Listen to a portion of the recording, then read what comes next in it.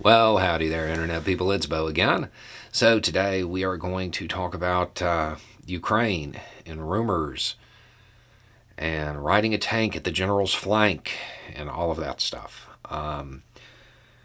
Because there is a rumor that is circulating, and for once, it's there are strong indications that it's actually true. Okay, so what's the question? Is Russia actually sending T-55s to Ukraine? Looks like it. Looks like it.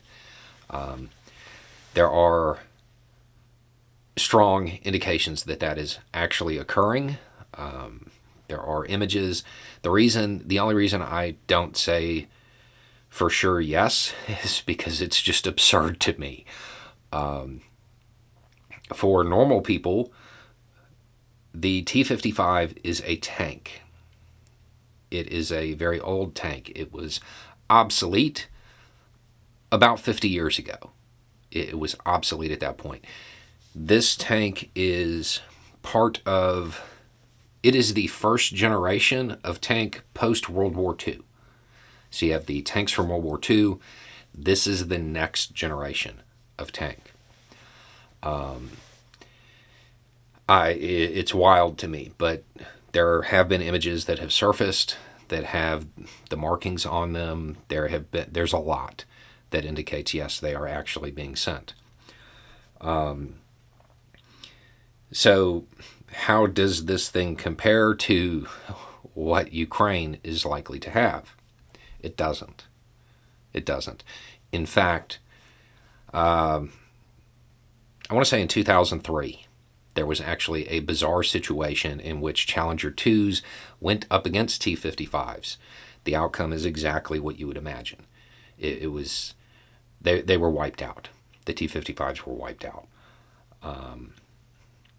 So there's that. As far as normal comparisons, things that you would want to measure against, they are so far apart in their development that you really don't have comparable technology.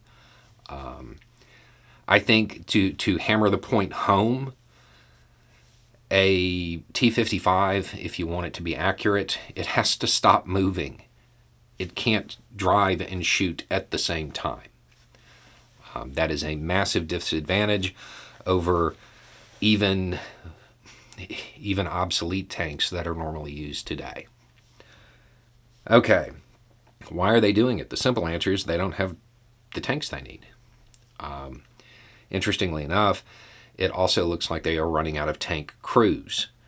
At this point, there aren't a whole lot of people around that are proficient on a T-55 because they all retired.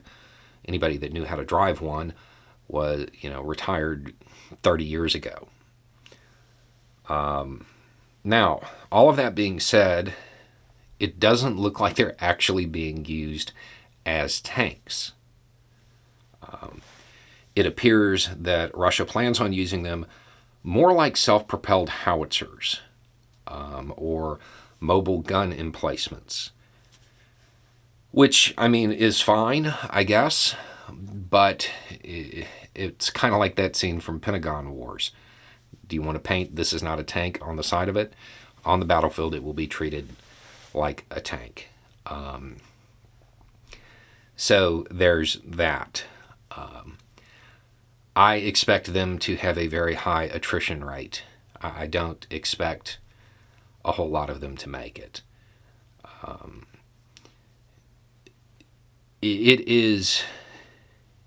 It seems clear at this point that Russia is emptying out a bunch of old stock. Now, it is worth remembering that they actually still do have some semi-modern tanks scattered around the country for defense. This doesn't mean that they're out of everything else. They do have other stuff. They're just breaking out stuff that is more... It's more fitting for it to be in a museum. To put this in American terms, This is part of the generation of tank that, like when you drive by like an American Legion or a VFW or something like that, and they have that demilitarized tank sitting out front. It's from that generation. In the U.S., something comparable would have already been taken out of service and turned into a monument. That's how old these things are. But at the end of the day, it still has a cannon. It despite all limitations, it is still dangerous. It just can't realistically be used as a tank. So it's definitely a sign that Russia is having to scrape the bottom of the barrel, but it isn't. I wouldn't read this as a sign that Russia is done. They're just doing something very, very strange. Anyway, it's just a thought. Y'all have a good day.